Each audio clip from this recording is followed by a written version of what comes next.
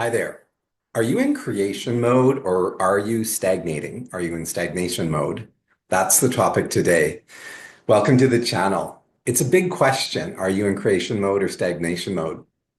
Now, before I get to the answer to that, I want you to really think about it. This question is especially important to those of us in midlife because it's so easy to slip into familiar patterns, patterns that make you feel like it's like that recurring Groundhog Day, right? Every day starts looking like the next. You know what I mean. Some of you, you've been there, the routines, the thoughts, the same results and that feeling of frustration that comes with that. Life becomes predictable, and even the fun stuff like the trips, the celebrations, and hobbies can start to look a little bit kind of dull. I'm hoping you're going to enjoy this topic. If so, you can comment, you can share, you can subscribe, you can like all of those. Please share the love. All right. So here's the thing. Midlife isn't a time for us to be settling into the mundane, even though that's the path that so many of us choose, unfortunately. In my view, it's the time to ignite the spark. It's the time to revisit those dreams that maybe dreams that you parked years ago, or maybe dreams you don't even know you have at this moment. The ones that maybe you thought were unrealistic or impractical back then, and maybe some of those that you'll conjure up now. You might think that same thing, but I want you to take a bigger view. So today we're going to explore how to recognize if you're stuck in stagnation mode and how to flip that switch so that you can create more energy and bring more to every area of your life, be it work, relationships, finances, and beyond. Are you ready to jump in? Great. Okay, so first, let's get clear about what stagnation might look like for you. And this isn't going to be across the board for everyone, but some examples, right? Do your days feel like you're in that loop, right? That it's this recurring thing, the wash, rinse, repeat cycle. Does your week look like a carbon copy of the last?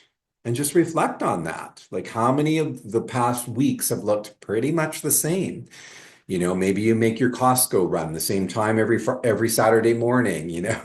Maybe you give yourself a chance to sleep in on Sundays, and maybe you watch, a game on Sunday afternoon and might do something with the family on Sunday evening, and then the weekend's over and you're back into the Monday to Friday routine.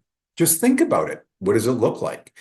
Maybe you're busy, but the excitement that's been going on, it doesn't bring you any meaning anymore. So the busyness of being busy, even the things that are supposed to bring you joy, and these are the things like the family celebrations, whether it's the holiday kind of seasons or the birthdays or the anniversaries or the annual vacations or whatever the case might be, even the nights out, that they even can start feeling like you're kind of just going through the motions in those. Remember, we're trying to identify right now if stagnation might be, ever present or somewhat present in your life. Here's the truth bomb. Stagnation does not mean that you're failing. It doesn't. It just means that you've stopped moving forward in a way that, the excitement is lacking or that sort of thing. And that can be a challenge. And that's okay. Because guess what? It happens to all of us. The key, I would suggest, is to not stay there, to not find yourself languishing in that place of stagnation, because that's killer, literally and figuratively. Midlife is not a time to coast. It really isn't. It's a time to create. Don't coast, create. So, what does creation look like? Maybe we've fallen out of the whole sort of creation energy. Think about it. You've got tons of wisdom now. You've had so much experience in your life and hopefully a little bit more stability than maybe you had in your 20s or 30s. You may not be where you exactly want to be. That certainly wasn't the case for me when I entered my 50s, but I knew I had a lot more wisdom and experience than I did, 20 years ago. But what often happens is we start to think, yeah, well, I've done that. I've done enough. I'm just going to kind of ride it out to retirement. I'm going to suggest that that's a recipe for a bit of a disaster. So let me ask you this. Is that really how you want to live? Do you want to, if you're in your late 40s, 50s, wherever you are right now in your midlife journey, do you really want to start coasting now? Because you may have 2, 3 more decades in you. Or maybe you're thinking, It's too late for me to make any big changes, like that stuff in my 20s and my 30s, that was hard. Well, I'm here to tell you it's not too late. And in fact, this is the perfect time. This is the time to sort of dust off old kind of ideas. And again, I mentioned dreams earlier, but it's also a time to start to get curious, start to really explore, ask yourself, be a little bit more reflective about what's lighting me up. And if nothing is lighting you up right now, then I want you to make that your project. I want you to figure out in the next little while what does light you up. It's the time to ask then, what's next? You want to plug into the lighting up factor, and then what can that look like going forward? Let's maybe start with work, because for many of us, it's such a huge part of our identity, right? Think of how many hours we spend in that work relationship, whether you're an employee or receiving a check from company, government, public service kind of thing, or maybe you are self-employed. However that works, we do spend a lot of time working. And so that becomes a big part of our identity. And maybe you feel stuck in that job and you're thinking, I'm almost done. I can get in another 10 years and I'll just make it through, right? And I don't really think I'm up for a change. But here's the kicker. Staying stuck in that area, and especially in that mindset, will start to deplete your energy, and it will start to eat away at your soul if it isn't already. I want you to reflect on that. Is your current situation already eating away at you?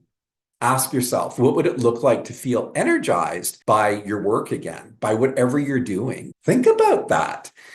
You don't have to quit your job tomorrow. I'm certainly not suggesting that in any way, shape, or form. And maybe it's about finding ways to make that current role and that current situation more palpable or more fulfilling, even. I did that where I stood back and realized, yeah, I'm going to put in a few more years. I'm going to get to that magic number where I can access my pension.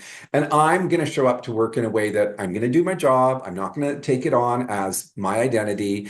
I'm just going to be here. You can make that mental adjustment to how you're showing up for work, and that can be really, really helpful.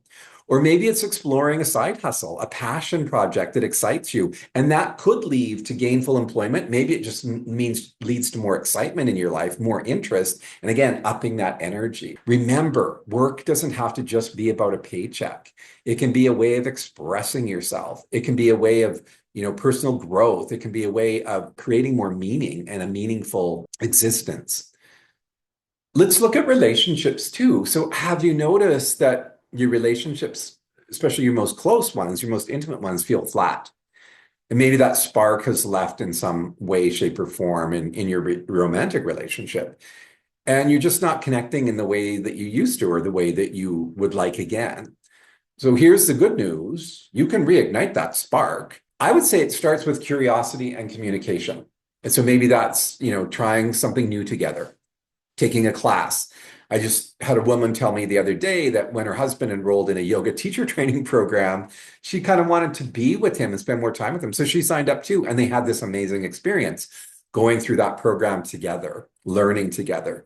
Maybe it's a trip. Maybe there are workshops or things that you could dive into about exploring intimacy differently and connecting in a new way, especially at this stage in life. Add some curiosity and some creativity to it. It doesn't have to just be dormant. It doesn't have to be dull. And yes, let's get real here. Exploring ways to spice things up in the bedroom can be amazing and make a world of difference. So think of sex toys, think of all of those new experiences that you can explore. Be creative, be super vulnerable with each other, and open up those conversations, because this can be real game changers. We want, sex and sexual expression to be one of the pillars of our lives. And if it's not, and you want it to, then you owe it to yourself to have that conversation and make some choices. And if you're in a place where the traditional relationship isn't really working anymore, well, look, we're all adults here, so we can have a conversation about what consensually might it look like to broaden that open. So long as there's an open and truthful conversation, we all have needs, and we want to explore that in a loving way with our partner. but also having them agreeing with where we're going. And again, that's not going to be for everyone, but that conventional, traditional model of what a relationship has to look like does not have to apply to you if you don't want it to. You are an adult. So finally, let's talk about finances. So you've worked hard to get to where you are. And you've invested along the way. If you're a property owner, there's that. If you've helped or financed your kids' education, there's that. Your own education too. Maybe there's other assets that you've been investing in. And when we talk about finances too, let's not just focus only on the financial investments. What about you investing in you? For a lot of us, we stop that after, if we do post-secondary education, for a lot of us, that's the end of it. We no longer invest in ourselves. I'm going to have you consider that this might be the optimal time to look at that, to see how you can potentially do some investing in you.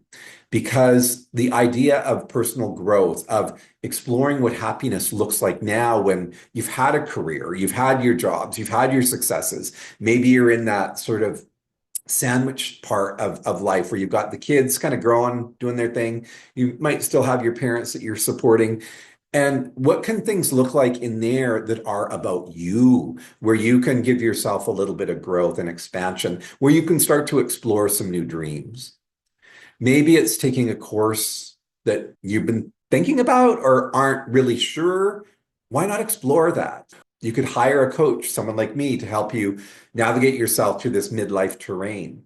That's a totally viable thing. And it's smart because it gets you out of your head. Or maybe you're just taking time to do some traveling, to do some more learning and some more exploring. All of those are really beautiful things.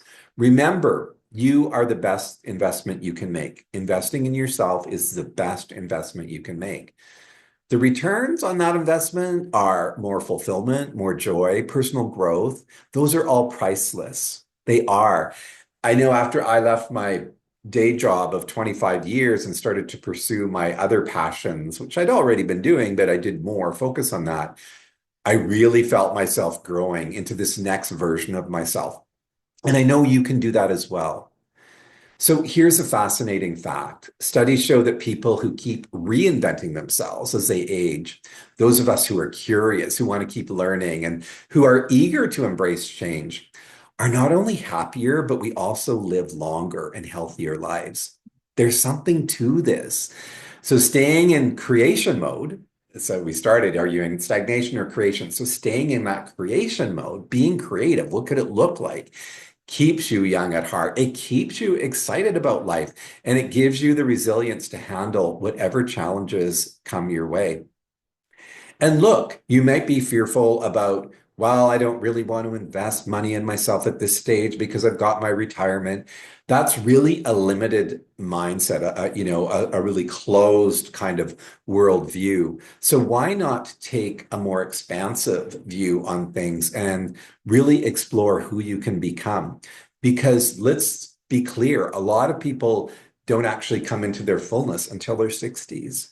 That might be where people are actually finding that part of themselves where they really blow up and create a whole new identity. And that can mean, self-employment, that can mean a whole bunch of things. So let yourself find that creative energy that lights you up.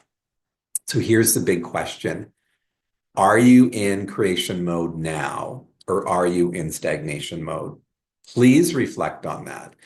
If you're feeling stuck, remember everything in life is a choice. You can choose to stay where you are in that sticky, stuck place, or you can choose to step into creation mode. Midlife should not be about settling. It's about rediscovery. It's about creating the life that you want, not just the one that you've maybe fallen into or just has sort of happened. So you get to choose. You get to choose. I'd love for you to share with me your thoughts on this because you will have some. You might totally disagree with me. Oh, no, I've got to play it safe. I've got to have my, registered retirement stuff and I've got to just, get my pension. All well and good. But I want those of you who are ready to springboard forward to share a little bit about what could that look like? Share that. let me know. I really want to hear from you. So that's it. If you've liked this share, then please go ahead and hit the like. You can subscribe, you can comment, and you can share it with others too who might, benefit from this kind of thinking. All right, that's great. I will see you next time. Take good care.